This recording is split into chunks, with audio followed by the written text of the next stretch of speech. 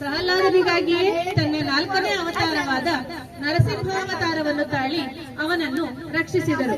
ಹೇಗೆ ಭಕ್ತ ಪ್ರಹ್ಲಾದನು ಹರಿನಾಮ ಸ್ಮರಣೆಯಿಂದ ಎಲ್ಲಾ ಸಂಕಷ್ಟಗಳಿಂದ ಪಾರಾದನೋ, ಅದೇ ರೀತಿ ನಾವು ಕೂಡ ನಮ್ಮ ಜೀವನದಲ್ಲಿ ಹರಿನಾಮ ಸ್ಮರಣೆ ಮಾಡಿ ಶ್ರೀಹರಿಯ ಕೃಪೆಗೆ ಪಾತ್ರರಾಗೋಣ. ಈಗ ನಾಟಕದ ಆರಂಭ. ಹಿರಣ್ಯಕಶಿಪು ಬ್ರಹ್ಮದೇವನನ್ನು ಕುರಿತು ತಪಸ್ಸು ಮಾಡುತ್ತಿದ್ದಾನೆ. ಓಂ ನಮೋ ಬ್ರಹ್ಮದೇವಾಯ. ಓಂ ನಮೋ ಬ್ರಹ್ಮದೇವಾಯ. ಬ್ರಹ್ಮದೇವರು ಪ್ರತ್ಯಕ್ಷರಾಗುತ್ತಾರೆ. ಬ್ರಹ್ಮದೇವ, ನಿಮ್ಮ ದರ್ಶನದಿಂದ ನಾನು ಧನ್ಯನಾದೇನೆ.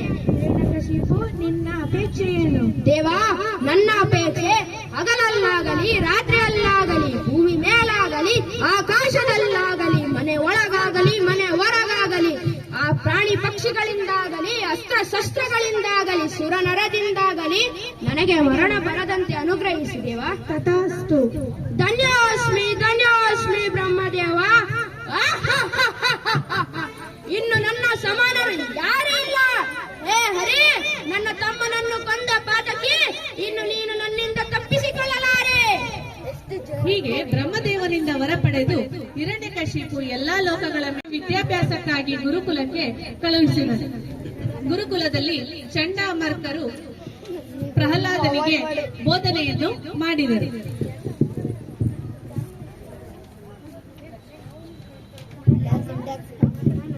ಪ್ರಹ್ಲಾದ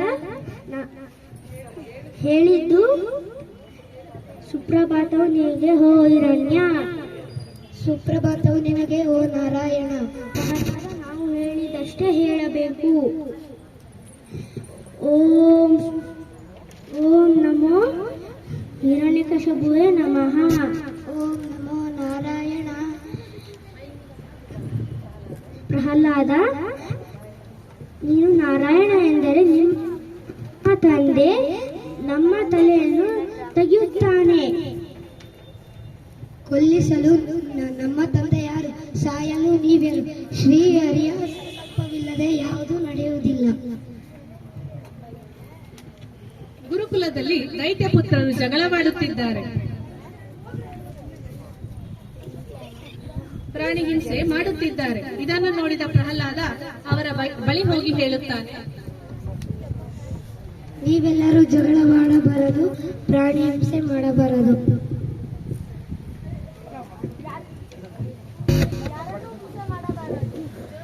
ಯಾರನ್ನೂ ಹಿಂಸೆ ಮಾಡಬಾರದು. ಮತ್ತೇನು ಮಾಡಬೇಕು? ಶ್ರೀಹರಿ ಧ್ಯಾನ ಮಾಡಬೇಕು. ಹರಿ ಎಂದರೆ ಯಾರು? ಅವನು ಎಲ್ಲಿದ್ದಾನೆ? ಹರಿ ಅಂದರೆ ಸೃಷ್ಟಿಯ ಮೂಲ ಪುರುಷ, ವೈಕುಂಠದಲ್ಲಿದ್ದಾನೆ. ಹರಿನಾಮ ಸ್ಮರಣೆ ಎಷ್ಟು ಚೆನ್ನಾಗಿದೆ ಗೊತ್ತಾ? ಗೋವಿಂದ ಗೋವಿಂದ ನಾರಾಯಣ, ಗೋವಿಂದ ಗೋವಿಂದ ನಾರಾಯಣ, ಹರಿ ಗೋವಿಂದ ಗೋವಿಂದ ನಾರಾಯಣ, ಹರಿ ಗೋವಿಂದ ಗೋವಿಂದ ನಾರಾಯಣ.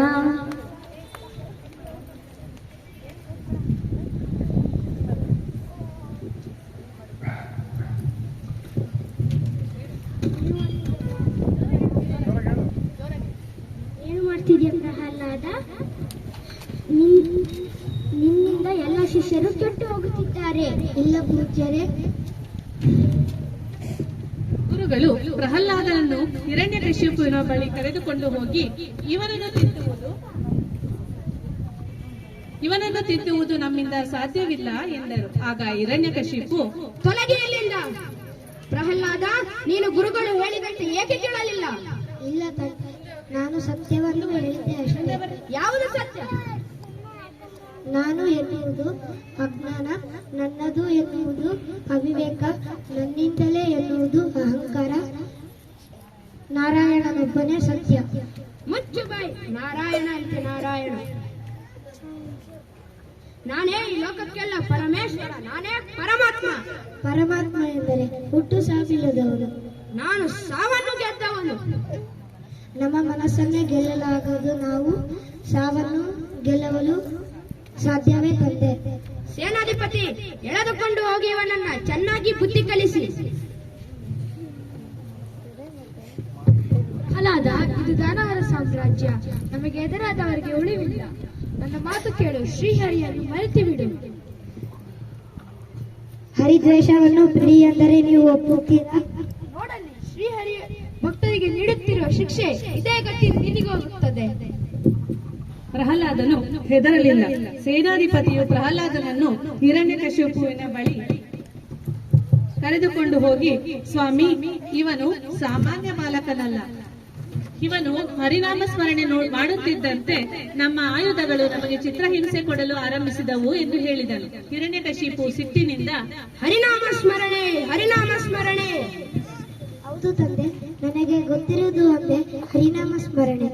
ಎಳೆದುಕೊಂಡು ಹೋಗಿವನನ್ನ ಕಾರಾಗಾರಕ್ಕೆ ತಳ್ಳಿ ಅನ್ನ ನೀರು ಕೊಡಬೇಡಿ, ಉಪವಾಸದಿಂದ ನರಳಿ ಸಾಯಲಿ. ನಾಮಸ್ಮರಣೆಯಿಂದ ಹೊಟ್ಟೆ ತುಂಬುವುದಿಲ್ಲ ಎಂಬ ಸತ್ಯ ತಿಳಿದ ಮೇಗ ಕರೆದುಕೊಂಡು ಬರ್ರಿ. ಪ್ರಹ್ಲಾದನಿಗೆ ಬುದ್ಧಿ ಕಲಿಸಲು ಅಗ್ನಿಯಲ್ಲಿ ತಳ್ಳಿದರು, ಬೆಟ್ಟದಿಂದ ತಳ್ಳಿದರು, ಆನೆಗಳನ್ನು ಕರೆಸಿ ತುಳಿಸಿದರು, ಹಾವಿನಿಂದ ಕಚ್ಚಿಸಿದರು, ಹಾಲಲ್ಲಿ ವಿಷವನ್ನು ಹಾಕಿಕೊಟ್ಟರು. ಆದರೂ ಪ್ರಹ್ಲಾದ ಶ್ರೀಹರಿಯ ಕೃಪೆಯಿಂದ ಪಾರಾಗಿ ಬಂದ. ಹಿರಣ್ಯಕಶಿಪು ಪ್ರಹ್ಲಾದನನ್ನು ಕರೆದುಕೊಂಡು ಪ್ರೀತಿಯಿಂದ ಬುದ್ಧಿ ಹೇಳ ಬಯಸಿದ. ಪ್ರಹ್ಲಾದ, ಬಂದ, ಏಕೆ ನಿನಗೆ ಇಷ್ಟು ಹಠ? ಕಾಣದ ಹರಿಯ ಮೇಗಿರುವ ಪ್ರೀತಿ ನಿನ್ನ ಕಣ್ಣ ಮುಂದಿರುವ ತಂದೆ ಮೇಗಿಲ್ಲ. ಜನ್ಮ ಕೊಟ್ಟ ತಂದೆಗಿಂತ ಬೇರೊಬ್ಬ ದೇವರಿದ್ದಾನಾ? ತಂದೆ, ನಿಮಗೆ ಜನ್ಮ ಕೊಟ್ಟವರು ಯಾರು? ನಮ್ಮ ತಂದೆ ಕಶ್ಯಪ ಬ್ರಹ್ಮ. ಅವರ ತಂದೆ? ಅವರ ತಂದೆ ಚತುರ್ಮುಖ ಬ್ರಹ್ಮ. ಅವರ ತಂದೆ? ಅವರ ತಂದೆ. ಅವರ ತಂದೆ ಯಾರಾದರೂ ಇರಬೇಕಿಲ್ಲವೇ? ಯಾರವರು? ಅವನೇ ಶ್ರೀಮನ್ನಾರಾಯಣ. ಮುಚ್ಚು ಬಾಯ್. ಹರಿ ಹರಿ ಎಂದು ಗಂಟಲು ಹರಿದುಕೊಳ್ಳವೆಯಲ್ಲ. ಎಲ್ಲಿದ್ದಾನೆ ನಿನ್ನ ಹರಿ? ಎಲ್ಲೆಲ್ಲೋ ಇದ್ದಾನೆ, ಸಕಲ ಜಲಚರಗಳಲ್ಲಿಯೂ ಇದ್ದಾನೆ, ಅಣುರೇಣು ತೃಣ ಕಷ್ಟಗಳಲ್ಲಿಯೂ ಇದ್ದಾನೆ. ಅವನಿಲ್ಲದ ಸ್ಥಳವೇ ಇಲ್ಲ. ಈ ನಿನ್ನ ಹರಿ ಭೂಮಿಯಲ್ಲಿದ್ದಾನ?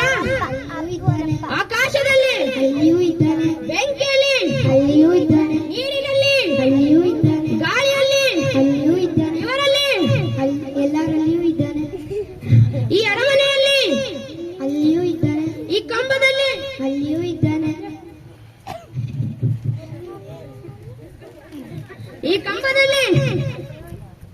ಅಲ್ಲಿಯೂ ಇದ್ದಾನೆ.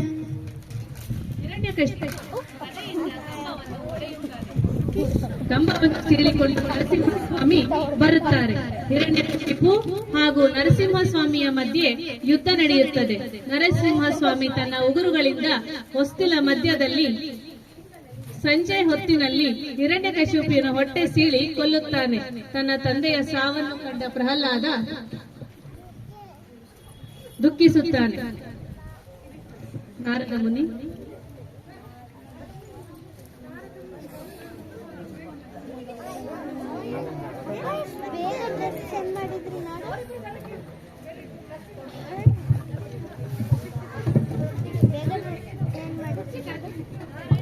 ದುಃಖಿಸಬೇಡ ಪ್ರಹ್ಲಾದ, ನಿನಗಾಗಿ ಶ್ರೀಮನ್ನಾರಾಯಣ ಈ ಅವತಾರದಲ್ಲಿ ಬಂದಿದ್ದಾನೆ. ನೀನು ಪ್ರಾರ್ಥಿಸು, ಅವನು ಶಾಂತನಾಗುತ್ತಾನೆ. ನಾರಾಯಣ ಲಕ್ಷ್ಮೀ ನಾರಾಯಣ, ನಾರಾಯಣ ಸತ್ಯನಾರಾಯಣ.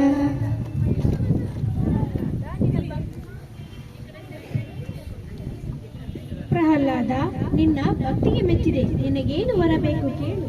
ನಮ್ಮ ತಂದೆಯನ್ನು ಕ್ಷಮಿಸಿ ಮುಕ್ತಿಯನ್ನು ದಯಪಾಲಿಸಿ ತಂದೆ. ನಿನ್ನ ತಂದೆ ಹಾಗೂ ಚಿಕ್ಕಪ್ಪ ನನ್ನ ವೈಕುಂಠದ ದ್ವಾರಪಾಲಕರು. ಅವರು ಶಾಪಗ್ರಸ್ತರಿಂದ ಹೀಗಾಗಿದ್ದಾರೆ ಅಷ್ಟೇ. ಬೇರೆ ಏನಾದರೂ ಹೊರಬೇಕಾದರೆ ಕೇಳು. ಜನ್ಮದಲ್ಲಿಯೂ ಭಕ್ತನಾಗಿರುವಂತೆ ಅನುಗ್ರಹಿಸು ತಂದೆ. ನಮಸ್ತೆ.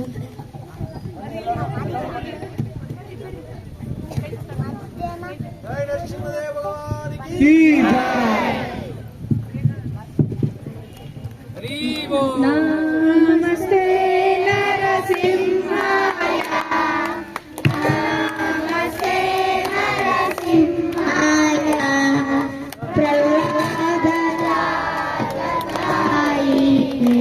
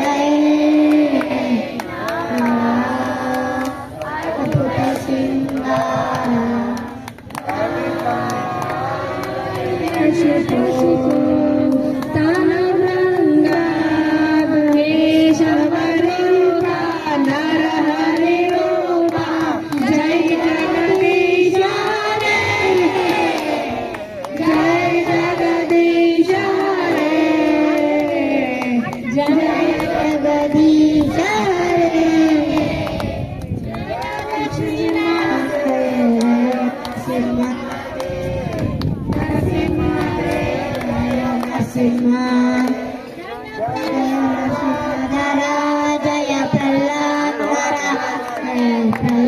प्रहलाद जय प्रहलाद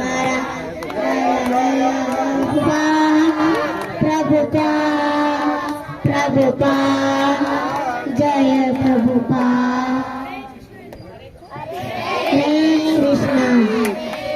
कृष्ण कृष्ण कृष्ण हरे हरे हरे राम राम हरे हरे. ಹರೇ ಕೃಷ್ಣ. ಹಾಗೆ ಇರ್ಲಿ, ಒಂದು ಫೋಟೋ ತಗೊಳ್ರಿ. ಎಲ್ಲರೂ ಇಲ್ಲಿ ನೋಡಿ. ಹರೇ ಕೃಷ್ಣ.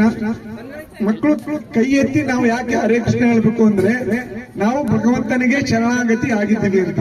ನಾವು ಶರಣಾಗತಿ ಆದ್ರೆ ನಾವೆಲ್ಲರೂ ಹೋದ್ರೆ, ಈಗ ಕಳ್ಳರು ಪೊಲೀಸ್ನವ್ರು ಹಿಡಿದಾಗ ಏನ್ ಮಾಡ್ತಾರೆ, ಫಸ್ಟ್ ಕೈ ಎತ್ಬಿಡ್ತಾರೆ. ಅದೇ ರೀತಿ ನಾವು ಭಗವಂತನಿಗೆ ನಾವು ನಮ್ಮ ತಪ್ಪುಗಳನ್ನ ಅನರ್ಥಗಳನ್ನು ಹೋಗಲಾಡಿಸೋದಕ್ಕೆ ನಾವು ಕೈ ಎತ್ತಬೇಕು.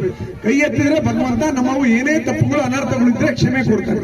ಅದಕ್ಕೋಸ್ಕರ ನಾವು ಕೈ ಎತ್ತಿ ನಾವು ಎರಡನ್ನು ನಾವು ಭಗವಂತನಲ್ಲಿ ನಮ್ಮ ತಪ್ಪುಗಳನ್ನ ಕೇಳ್ಕೋಬೇಕು. ಏನೇ ಪ್ರಾರ್ಥನೆ ಮಾಡಿದ್ರು ಕೈ ಎತ್ತೇ ಪ್ರಾರ್ಥನೆ ಮಾಡಬೇಕು. ಎಲ್ಲ ಹರಿ ಬೋಲಣಿ.